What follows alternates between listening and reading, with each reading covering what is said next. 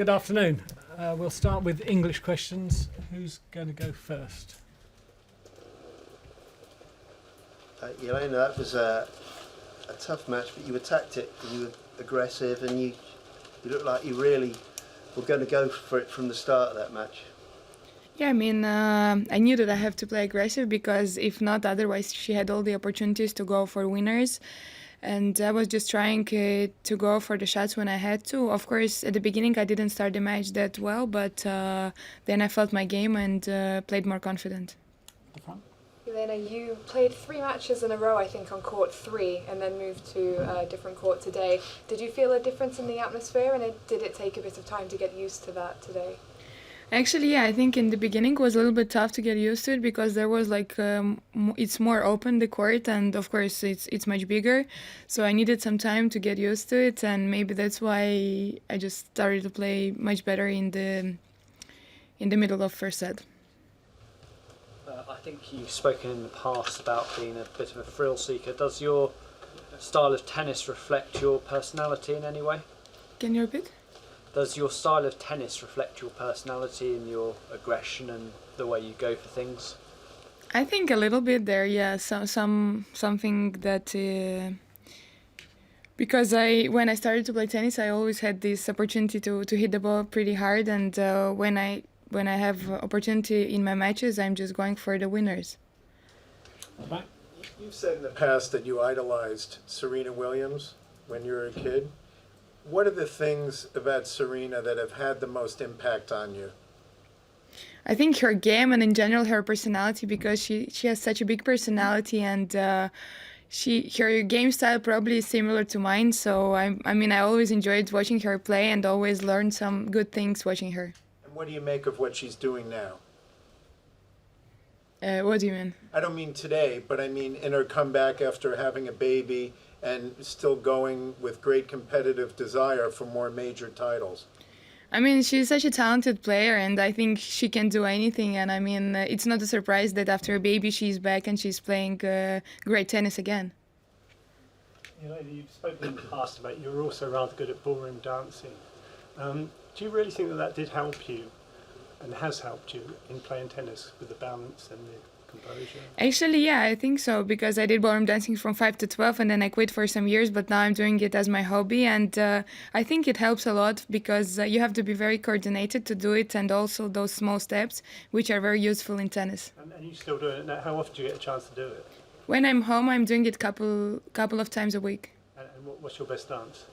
It's probably samba. Thank you. Jelena, do you feel that as a sportswoman in front of an audience, paying audience, do you feel you have a duty to entertain? Because I would say you're probably one of the most explosive players on the tour now. Do you feel that you have a responsibility to entertain the crowd as well? Actually, I think so, because there are so many fans that, for example, they always make pictures of my faces and they enjoy it so much watching those pictures, or just in general, I'm a very emotional person, and on court you can see it sometimes, and I think the crowd enjoys it. It'll be the first time you've met Angelique Kerber, so just your thoughts about facing a former finalist from Wimbledon. Yeah, I mean, of course she's a great player, and it's going to be a battle, and it's going to be a tough match, but I'm going to prepare well for it, and going to be probably long rallies, and I have to be very confident, aggressive and consistent. You know, with so many seeds going out, the top 10 seeds all virtually disappearing, it's a very open competition this year, isn't it?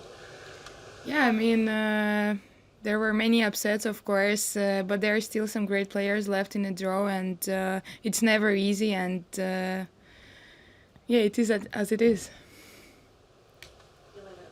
Do you remember the last time you played a Grand Slam feeling, well, you seem quite relaxed here, but feeling this relaxed at a major? Actually, not really. I think it's maybe one of couple of times that I feel really like I don't feel any pressure. I'm just going out there and enjoying it. Probably because at the French Open a couple of weeks ago I had so much pressure, and it's now all gone, and I'm just enjoying the moment. Is it more fun this way? Like it seems like you're in a very good mood. I mean, of course, because you try to enjoy. You play on a big court in a great place on grass, which is one of my favorite surfaces, and it's just so much fun. Does your coach ever tell you to sort of put any limits on your aggression at all, or to sort of rein back in any way? You mean in my game? Yes. Actually, he wants me to go for the shots, and he doesn't mind if I miss the shot, but I go for the next one. Just to check, your dad was a professional footballer, is that correct? Yes, he used to play football. Can you tell us a bit more, what position did he play and how good was he? He was a goalkeeper actually, and he was playing in quite a good team in Ukraine, but I think he stopped at around at the age of 18 or 19. Have you followed the interest in the World Cup? Has it made you a passionate football fan, or is it? Actually, I'm not a big football fan, but this World Cup I'm following a little bit, and I saw a couple of matches and a couple of great matches, and I enjoyed it. And any team you're particularly keen on? Unfortunately, Latvia is not in there, but now I was actually rooting for Portugal, but now it's out, and Spain is out as well, so I think England has good chances to win it. Correct answer. Aspects of the history, tradition, and atmosphere of Wimbledon are most pleasing and interesting to you?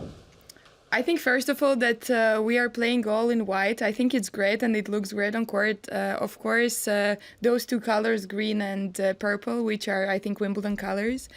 And the third, probably strawberries and cream, because everybody is eating so much strawberries and cream, and it's really tasty here. What does the history of Wimbledon mean to you?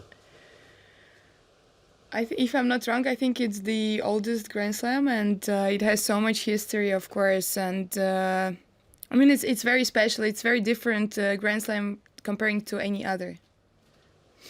Do you think that the fact that you are a Grand Slam champion already, and obviously with losing the pressure from Paris last month, but going into the semi-final, does it feel different? Like, because you already have a slam, it's not as maybe big of a deal as maybe it felt like in Paris in 2016, or even, I don't know. Does that make sense? I mean, of course, it's a big advantage that I have already a Grand Slam in my pocket, because I had this opportunity to play those big matches already. But here is a completely different surface, different Grand Slam, and all different. So, I mean, I have all this motivation to just win another one.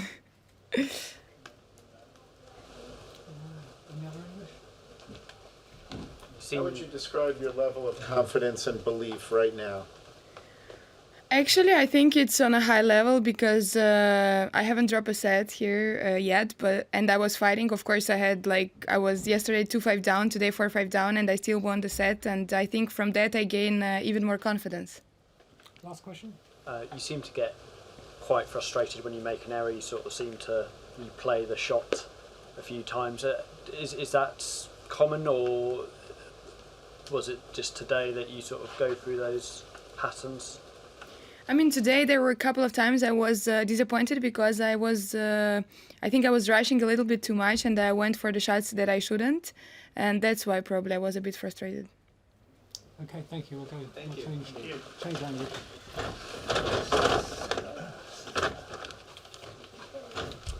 Ja mēs salīdzinām šo turnīru pagājušajā gadā Parīzē, ir kaut kādas līdzības vai atšķirības, kā tu jūties?